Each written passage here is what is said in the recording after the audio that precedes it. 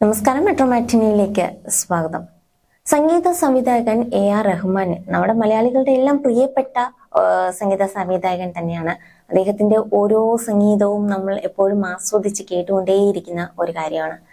അപ്പോൾ റഹ്മാനെ സംബന്ധിച്ചിടത്തോളം കഴിഞ്ഞ വർഷം അത്ര നല്ലതായിരുന്നില്ല. ഭാര്യ സൈറ ബാനുവുമായി 30 വർഷത്തോളം ഉണ്ടായിരുന്ന ദാമ്പത്യ ജീവിതം അവസാനിപ്പിച്ചതുമായി ബന്ധപ്പെട്ട് കുറേയധികം വാർത്തകൾ പുറത്തു വന്നു. പിന്നീട് ഇതൊരു വലിയ വിമർശനങ്ങൾക്കും ഒക്കെ കാരണമായി മാറി. ഇത്രയും കാലത്തെ കരിയറിനിടയിൽ AR റഹ്മാനെതിരെ ഗുരുതരമായ ആരോപണങ്ങൾ പുറത്തു വരുന്നത് ഇതാദ്യമായിട്ടാണ്. ഇതിനിടെ ജനുവരി 6-ന് 58ാമത്തെ ജന്മദിനവും ആഘോഷിച്ചിരിക്കുകയാണ് താരം. ഇപ്പോഴിതാ റഹ്മാനെ കുറിച്ച് സോഷ്യൽ മീഡിയയിൽ ജെറി പൂവക്കാല പങ്കുവച്ച ഒരു എഴുത്താണ് ശ്രദ്ധേയമായി മാറുന്നത്. ഒന്നുമല്ലാതിരുന്ന കാലത്തെ AR റഹ്മാനെ കുറിച്ചാണ് കുറിപ്പിൽ പറയുന്നത്.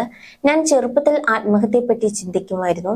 അങ്ങനെ ഉറങ്ങാത്ത രാത്രികൾ, പെങ്ങളുടെ കഠിനമായ രോഗം, ജനന ദിവസത്തെ ശപിച്ചുള്ള ജീവിതം. അപ്പോൾ എൻ്റെ അമ്മ വന്ന് പറയുമായിരുന്നു, മോനെ, നമ്മൾക്ക് വേണ്ടി ചിന്തിക്കുമ്പോൾ ചിലപ്പോൾ അങ്ങനെയൊക്കെ തോന്നും. പക്ഷേ നമ്മുടെ ജീവിതം മറ്റുള്ളവർക്ക് വേണ്ടി സമർപ്പിക്കപ്പെടുമ്പോൾ നമ്മുടെ ജീവിതം കൂടുതൽ അർത്ഥപൂർണം ആവുകയും ഇങ്ങനെയുള്ള തോന്നലുകൾ മാറുകയും ചെയ്യും.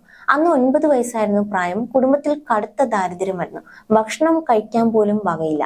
പട്ടിണി മാറ്റാൻ പല പരിപാടിയും ചിന്തിച്ചു. ചെറുപ്പത്തിലെ അച്ഛൻ മരിച്ച ശേഷം അമ്മ കുടുംബം പുലർത്തിയത് അച്ഛന്റെ സംഗീത ഉപകരണങ്ങൾ വാടകയ്ക്ക് കൊടുത്തിട്ടായിരുന്നു. പലരും അത് മേടിക്കുവാൻ വന്നെങ്കിലും അത് അമ്മ വിറ്റില്ല. കാരണം അവരുടെ മകന് ഇത് ഭാവിയിൽ ഉപയോഗിക്കേണ്ടി വരും എന്നവർ മനസ്സിലാക്കി. എന്റെ അമ്മയാണ് എന്നിലെ സംഗീതം ആദ്യം കണ്ടെത്തിയത്. ഇല്ലായിരുന്നെങ്കിൽ താൻ ജീവിച്ചിരിക്കില്ലായിരുന്നു എന്നാണ് റഹ്മാൻ പറഞ്ഞത്. മാ തുജേ സലാം ഞാൻ എൻ്റെ അമ്മയെ ഓർത്താണ് എഴുതിയത്. അതുകൊണ്ടാണ് ആ പാട്ട് ലോക പ്രസിദ്ധി നേടിയത്. പ്രിയപ്പെട്ടവരെ, നമ്മുടെ ജീവിതത്തിന് ഒരു തകർച്ച ഉണ്ടെങ്കിൽ എൻ്റെ അനുഭവം വെച്ച് ഞാൻ പറയാം, ഒരു ഉയർച്ചയും ഉണ്ട്. നാം ജീവിക്കാൻ കാരണം കണ്ടെത്തുന്നവരാകണം. അന്ന് റഹ്മാൻ ആത്മഹത്യ ചെയ്തിരുന്നെങ്കിൽ ഇന്ന് നമ്മൾക്ക് ആ സംഗീതം നഷ്ടമായേനെ. നാം എന്തിനൊക്കെ വേണ്ടി മനസ്സ് പിടഞ്ഞിട്ടുണ്ടോ അതിനെല്ലാം എണ്ണി എണ്ണി നമുക്ക് മറുപടി ലഭിക്കും.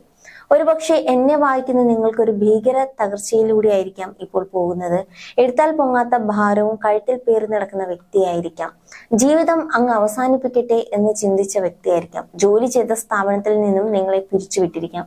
ബന്ധുക്കളെ, നാട്ടുകാരെ നിങ്ങളെ പറ്റി അപഘാതി പറഞ്ഞു പരത്തിയതായിരിക്കാം. ഒരുപക്ഷെ നിങ്ങളുടേതായ കാരണങ്ങൾ കൊണ്ട് ജീവിതത്തിൽ പരാജയപ്പെട്ടവനായിരിക്കാം. എന്നാൽ ഇനിയും ഞാൻ പറയുന്നത് ഹൃദയത്തിൽ സംഗ്രഹിക്കണം. നിങ്ങൾ ഉയർച്ച പ്രാപിക്കും. നിങ്ങളുടെ കഷ്ടപ്പാട് മാറുന്ന ഒരു കാലമുണ്ട്. നിന്ദിച്ചവരുടെ മുമ്പിൽ നിങ്ങളും നിങ്ങളുടെ തലമുറയും ഉയരുന്ന ഒരു കാലമുണ്ട്. ഇന്ന് നിന്റെ പേഴ്സിൽ പണമില്ലായിരിക്കാം, കാലത്തിൽ മാവ് കുറവായിരിക്കാം, ഭരണിയിൽ എണ്ണ തീർന്നിരിക്കാം.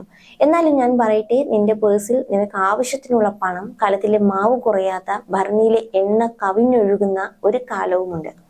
നീ അനുഭവിക്കുന്ന ഈ കഷ്ടത്തിന് ഒരു വിരാമം ഉണ്ടെന്ന് ഉറപ്പാണ്. വേദനയും കടവും രോഗവും നിരാശയും നിന്നയും അപവാദവും ഒറ്റപ്പെടുത്തലും തിന്നുകളഞ്ഞ സവത്സരങ്ങളെ ദൈവം നിങ്ങൾക്ക് മടക്കിത്തരും. നിങ്ങൾ ഒരു അനുഗ്രഹമായി മാറും. ഇനിയും വായ്പ മേടിക്കുന്നവരല്ല, വായ്പ കൊടുക്കുന്നതായി തീരും.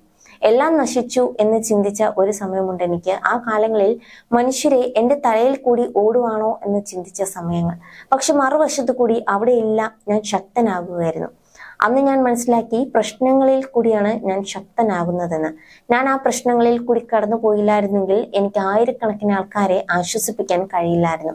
നിങ്ങൾ ഉയർച്ച പ്രാപിക്കുന്ന ദിനം വന്നിരിക്കുന്നു. നിങ്ങളുടെ സമയം വന്നിരിക്കുന്നു എന്നായിരുന്നു ആ കുറിപ്പ്. ഇത് വളരെയധികം പ്രചോദനം ഉൾക്കൊള്ളുന്ന ഒരു കുറിപ്പ് തന്നെയാണ്.